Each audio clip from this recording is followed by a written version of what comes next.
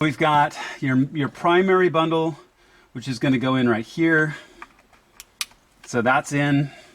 Okay. So all of these just snap into one place as you go, which really isn't a big deal. So that's really easy. It's really easy to find as you just key all of these in one at a time, one at a time, one at a time as you go through.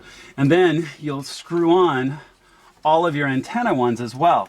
Now, I've kept the the dedicated USB, this guy right here, I've kept it all wrapped up and tight because it's going to plug into that USB plug off the primary harness. So that's going to go up here.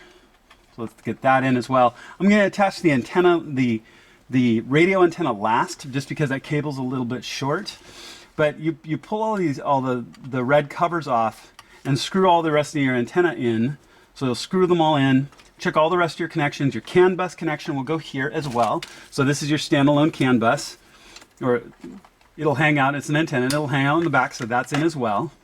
So now all I need to do is just get these covers off, get the antennas all on, and then start to feed all this cable back in place really, really neatly. And again, don't forget the USB connection as well. So antenna, your antennas, your radio antenna, USB connection, and feed it all back in.